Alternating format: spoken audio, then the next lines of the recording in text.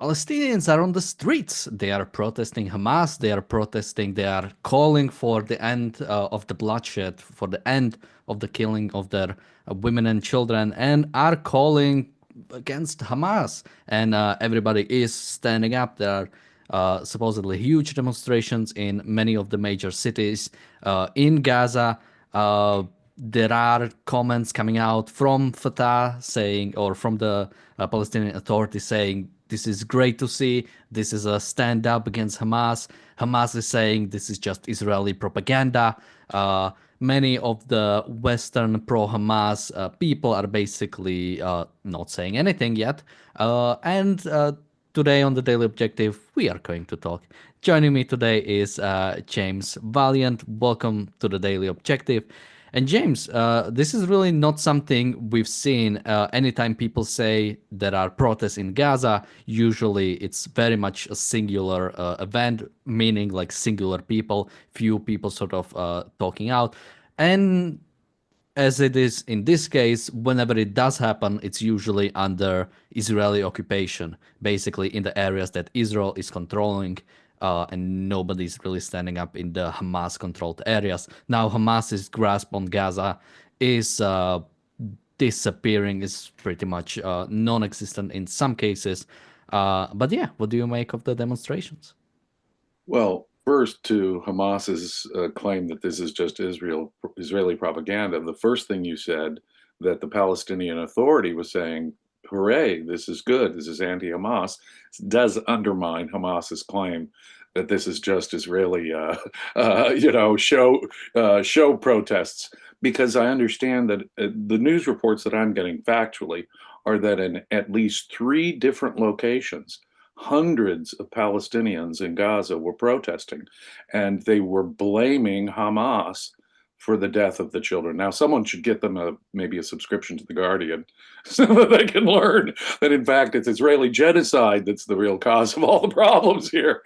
But what's delightful and reassuring here, and gosh knows we haven't seen a lot of this, and given the hell that they've gone through, and given the miserable way Hamas has governed Gaza since now for almost 20 years, it is a rare event. But this is what happens. And notice part of what I find what's interesting is part of what they're complaining about is the starvation or the lack of supplies or the death of the children.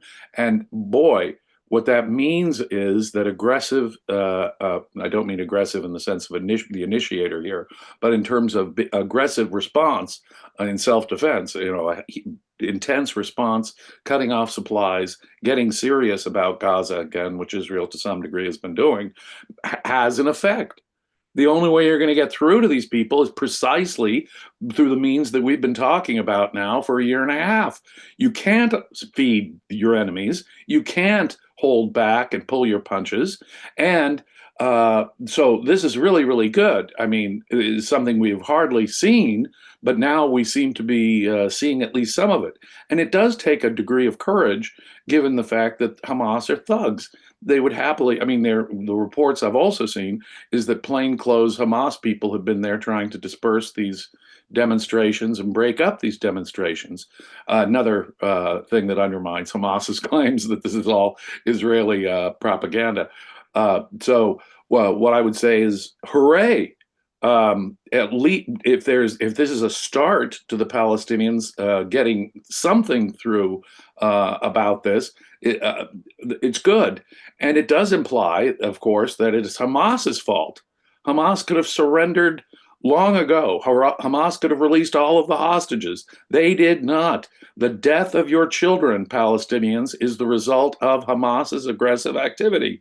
Full stop. Now, on the other hand, do I think that they've suddenly become rational in the sense that even these protesters have been ideologically convinced to join Western civilization or have permanent peace with Israel? I'm not convinced of that. I'm not convinced how far this goes. But on the other hand, blaming Hamas at all in these protests is a dramatically good sign. In other words, what I would say is, keep going, Israel, get tougher. Hamas is being weakened. They have less control over their population, and some of the population are, at least to some degree, blaming Hamas for all of this. As I say, maybe they should get someone should give them a subscription to the Guardian or something, so that they can learn that this is all the big bad Israelis' fault. Because apparently the ordinary people in Gaza have not got, at least all of them, haven't gotten the memo. Now, well, when you go to the polls, the newspapers Palestinians are reading the most is, of course, Al Jazeera. And I think the second most read thing is nothing. Basically, you have to go until third until you find something different. It's pretty much exclusively Al Jazeera, which would, I think sort of the type of newspapers you pick to read, I think tells me a lot about you. And if sort of, especially if your source of information is only one newspaper, I think then already you're sort of showing yourselves. It's hard to keep news out. Yet one of the things about the modern world with the internet and human, just travel being much easier, is that it's hard to suppress a fact. It's hard to suppress some reality because it'll be in multiple sources and people will talk, and just people talking can spread important information. So, and if Al Jazeera were their only source of information, I don't see how they would do anything but still blame Israel. So something may be, or just reality itself, the reality of their experience is somehow getting through to them that Hamas leadership has not served the population well. And as I say, it does take a considerable amount of courage to protest them. Yeah, you'd think that there'd be more efforts, clandestine efforts, as well on the part of the Palestinians to do something about their leadership or to ally themselves with forces, even if it is just the more moderate Jew haters in the Palestinian Authority. I mean, the Palestinian Authority aren't terribly friendly to Israel, but even if it's just a step, a micro step in the direction of moderation, it's worth noting. It's certainly worth noting. As I say, it was multiple locations with hundreds of people at each location holding up signs like, "We want our children to live," and "Down with Hamas," and things like that. Wow. That's a good thing to see. Really is. It's something we haven't seen since October 7th, 2023 in any real way. Yeah, and this was, at least to some extent, we know it was coordinated between the Palestinian groups through Telegraph chat. So basically, the sort of so it was brought up, I guess is the word. But well, something different about the news stuff. I think many countries recognize that you cannot stop the news and are engaging in the flooding of the news. I mean, you especially see it with Russia and the hybrid warfare they are conducting by spreading misinformation, by using bots, by spreading things then U.S. officials sort of reiterate, which I found very problematic. But sort of jumping back to this. We have a super chat from Bonnie. Thank you so much. And people in the chat are talking about, some people are skeptical if this is even what this will achieve, or sort of what will this mean for Israel. Now, I I think wouldn't say that this means that somehow, liberal or respect for individual rights is going to break out anytime soon in Palestinian culture. On the other hand, the fact that it's just anti-Hamas by itself is, at least, like I say, a step in the right direction.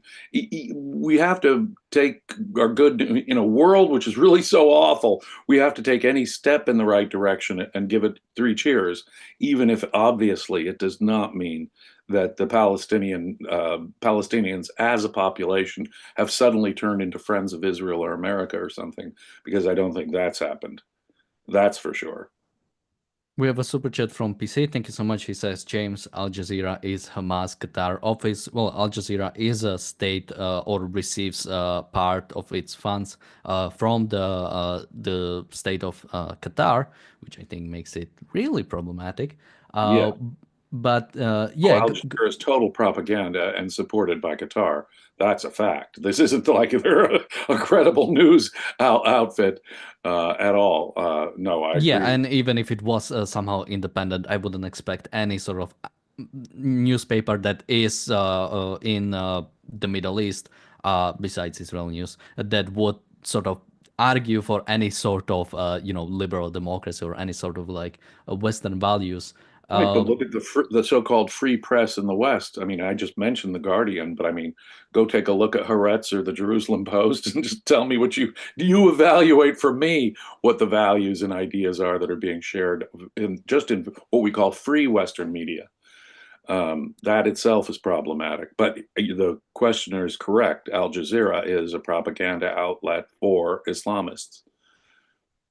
yeah, just careful. The Free Press is actually pretty good as a newspaper. The Barry Weiss funded or sort of It's founded. called Uh, titled The Free Press is actually pretty good. It's one of the better ones, one of the best ones actually. So Yeah, yes, but sort of returning to these protests, something that should be pointed out, this pretty much I don't think should change anything when it comes to Israeli strategy. I think we are still going in, we are still continuing. There needs to be this is not a sign that okay, we can give Gaza back to the Palestinians and they'll achieve something with it. The fact is, no hostages were released.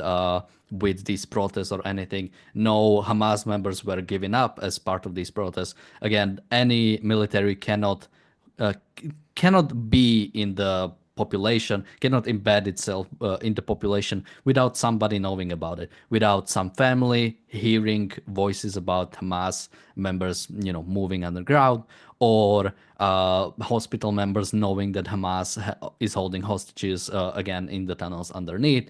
We know that some of the hostages have been held in the houses of families. Maybe they are no hostages being held within the Palestinian population anymore. But again, a military cannot hide itself from the population, especially in this in a really small place. So there are Palestinian civilians who know something about Hamas, who know something about hostages, and we are not hearing anything yet. So that's what a resistance would look like. A resistance would look like information sharing with the other side, or resistance. Let's take out ourselves, take out the Hamas leaders, or other kinds of material, serious resistance, and that would have to be clandestine. And I understand that's difficult in a small place like Gaza, where there are probably spies, for Hamas and or worse jihadist groups all over the place. But the population, as you pointed out, have actively participated. At least a serious segment of the population have actively participated, both in October 7th in the gruesome attacks and in the holding of hostages. So I don't see this as, like I would describe the German resistance in their efforts to assassinate Hitler or to get Jews out of Germany, or even the French resistance during World War II, which courageously fought and did sabotage and did military action against the Nazis who were there populating a good part of France. So it's still not what I would call a full-fledged resistance, but at least you're getting some people saying criticism of Hamas, and it is local and it is specified to Hamas. So it's would I like to see a more fulsome critique by Palestinians in order to classify it as a real resistance? Probably, but as I say, every little step is I'm going to cheer along the way. I mean, at least we have people in Gaza saying down with Hamas, stop at Hamas. We want to live, we want to eat. Notice, though, just the way they frame it like that, though, tells you what's hurting, where the ouch is coming from. Locate where it hurts, like a doctor might say. What's hurting is Israel's steps right now at cutting off supplies and reinitiating some military activity. That's hurting them, and you're hearing the ouch. yeah, now again, sort of just to build upon the point of sort of resistance. Again, it's something we've never seen in the not just in Gaza, in the Palestinian territories themselves. We simply do not see any sort of pro-Western, any sort of, or even anti-Hamas, anti-Palestinian Authority. Like again, the anti-PLO or anti-aspect or anti-Palestinian Authority aspects are Hamas. That's what's viewed as the resistance to the regime. Is something even worse. As an example that I would bring from again my own history, or history of my own country, we were one of the countries that attacked Poland during World War II. We were a fascist state during World War II.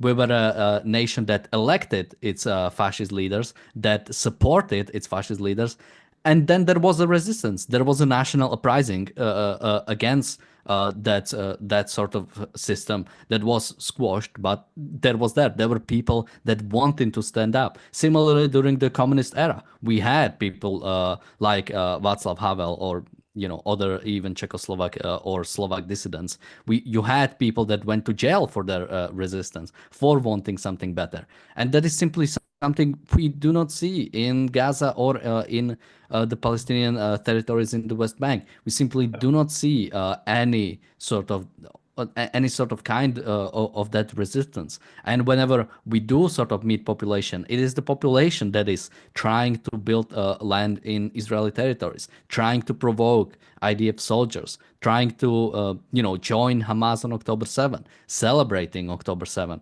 celebrating intimidating hostages during the release. That's the only thing we see, and that doesn't change. That sort of a culture doesn't change from one day to the other. So it's not just about rejecting Hamas, it's rejecting the ideology that allowed Hamas to exist, to prosper in Gaza. I'm afraid that organizations like UNRWA did a very good job at educating the young Palestinians in Gaza to be they're the ones with the genocidal racist hatred against Israelis. And you don't even hear that in this, any pushback on that. And that's what you'd need to see to have any real hope of peace. And as you point out, it's not a real resistance as we've seen in other warlike contexts, certainly not during World War II or during the Cold War. No, we don't have a resistance in that sense. What we have are sporadic, in three places, like I say, though, hundreds of people chanting and denouncing Hamas. But that's the most we've seen so far. That's something. I mean, it's not a resistance, as you point out, but at least it's a critique of Hamas in a specific context by some. And as I say, that's a brave thing to do.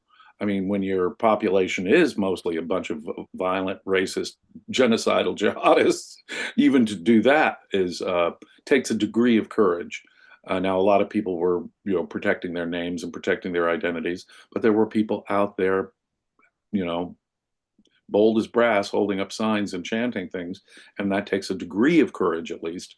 So I know I'm trying to say take what we can and be happy for it, but at least it's a micro step in a direction that shows what can happen. But this should have happened more than a year ago. I mean, we should have been so destroying Gaza, so starving the population that there should be 10 times this more than a year ago, where people are saying, this isn't working, stop, uncle, we quit.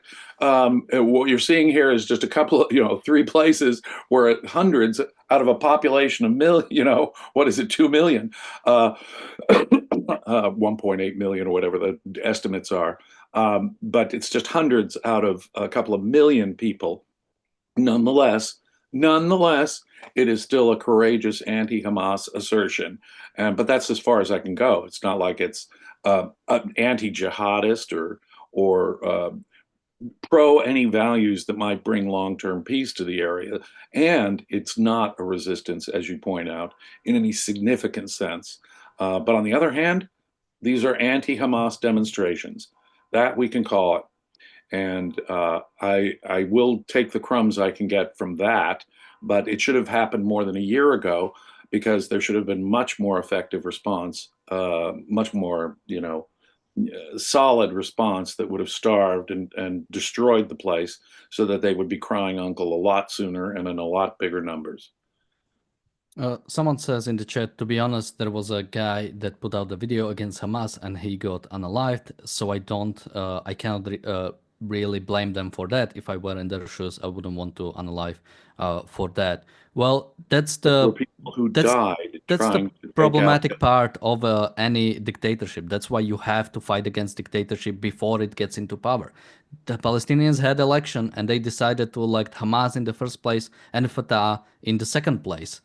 They had a choice. They could have chosen something differently. And yeah, you suffer the consequences of the government you elect. That is why you want to fight against them when you get a chance. That's why you have to fight it as soon. That's why we have to fight, even in the West, for against any sort of authoritarian, aspiring leaders. Because yeah, you might get to the point where they declare war, in the case of Gaza, they declare war on Israel, and you will suffer for that if you truly but that's also the problematic part, that there simply is no popular resistance against Hamas calling for something different. So yeah, the few individuals, again, it's not like one or two individuals are really gonna change Hamas. Yeah, they would probably be just not even martyrs, because they would not inspire any cause. Yeah, And you wouldn't so even hear your about best it. bet is just to Right. sort of try to escape. Uh, but that is also uh, but that is also not important. Israel needs to deal with that, no matter if there are some people that would want something different. Maybe, if there are, they should want Israel to do whatever it can. I mean, Israel is setting up a program that people can voluntarily leave Gaza. Again, if you are someone, if the Palestinian culture is truly so corrupt that basically, and so abhorrent that basically there is no even people, no very little people speaking out against, you should want to escape. That is not a culture you should want to stay in. Well, that's your choice when you live under dictatorship. You either try and flee the dictatorship to something better, or you have to risk your life in a real resistance. Any real resistance is a dangerous life and death proposal. The people who tried to kill Hitler mostly died. And people who resist the dictatorship in which they're living very frequently face firing squads or worse, much worse. So being sent to a Nazi concentration camp is no delightful prospect, is it? But that's what happens if you resist a dictatorship. Unfortunately, once your country is in a state of dictatorship, those are your two options: either get the heck out as fast as you can to someplace that might accept you. And that's one of the terrible things about, say, the Western response to people trying to flee Nazi Germany and not letting them in. I think that's awful. I mean, it's just ghastly. Uh, People should welcome in people who are truly trying to flee and don't support the government. But, like I say, since what is it, 2006, 2007, Hamas has been governing this area. And the minute it starts being oppressive, the minute it started lobbing rockets over to, well, that was what, 2 to 4 weeks into Hamas taking governance over Gaza, they were lobbing rockets into Israel. They weren't doing anything apart from oppressing homosexuals, women, etc., suppressing free speech, etc. Once you're in a state where your government is a dictatorship, especially an aggressive dictatorship like that, those are your choices. It's an ugly menu. You've got a limited and ugly menu. You've got flee for your life to someplace better if you can, or risk your life to try and take down the government. And that's what it usually involves: risking your life, risking your family's life, risking much worse. So that's the ugly alternative that dictatorship poses its own population. Bon is asking for the source of the video maker who was unalived. So I'm not sure if we are talking about the same story. I think we've covered many of the stories about sort of individual Palestinians standing up to Hamas even during this war. And yeah, I would not be surprised if they did not end it up well. Yeah, it's a dictatorship when you speak out. while Hamas is in control, probably not nice things are going to happen to you. That's the nature of any dictatorship, of any, especially a terrorist group in charge of any sort of area. If you were just critical of the Soviet Union, they could send you to a psychiatric hospital or they could send you to a labor camp in Siberia. I mean, you breathe criticism of the Soviet government and they will take care of you, silence you, and put you in a place where people will never hear from you again. It's the Nazis, the communists. I can go down the whole list in human history of bad guys, and these jihadists and these jihadist run or places and governments are every bit as bad. If they lack the technology or if they lack a large country that those others did, it's only a difference in degree, not in kind. These people are just as totalitarian, just as violent, just as ruthless when it comes to anyone who criticizes their rule.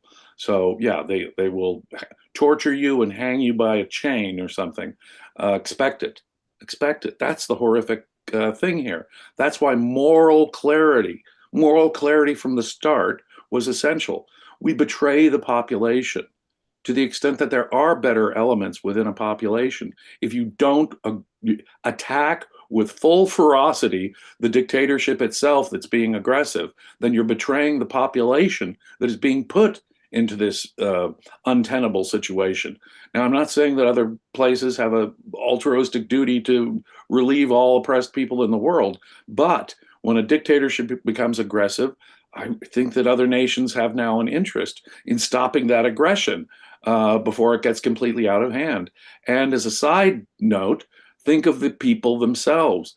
We are betraying every time that Iranian women protest against their government and disappear into Iranian prisons, for example, and the West doesn't lift a finger and America doesn't lift a finger or talk about regime change in Iran. We are betraying the women of Iran who are trying to do something better. And similarly here, I mean, even if it is just marginally better, we're betraying the marginally better group of Palestinians who want something marginally better.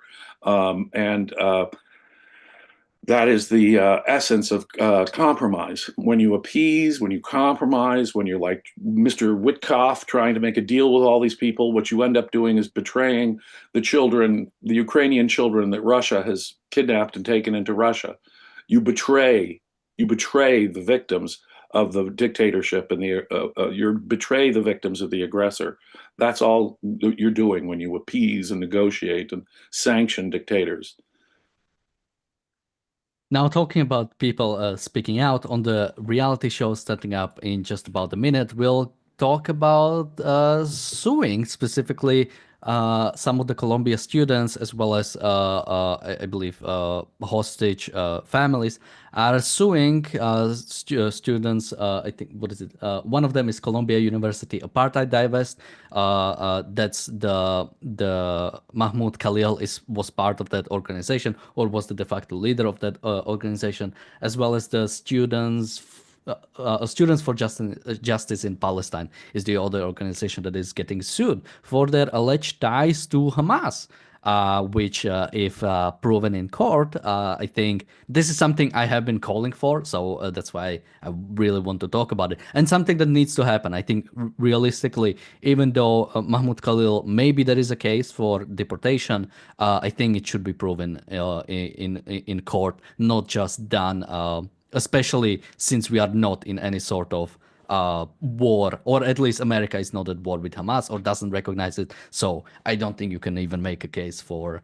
You can prove real connection to the group. I mean, back during the Cold War, membership in the American Communist Party was itself thought questionable. Why? Because they were on the take from Moscow. We could prove that they were sharing information with and taking money from the Moscow government. And if you can prove the same about any of these groups, then it's much wider than Mr. Khalil. It's anyone who belongs to that group or advocates for that group or fundraises for that group is now supporting terrorism directly and getting terrorist support and doing it. So yeah, check it out. And that's starting in just 1 minute. Thank you, James, for joining me today. Thank you, everybody, for watching, and see you in a bit. Be safe.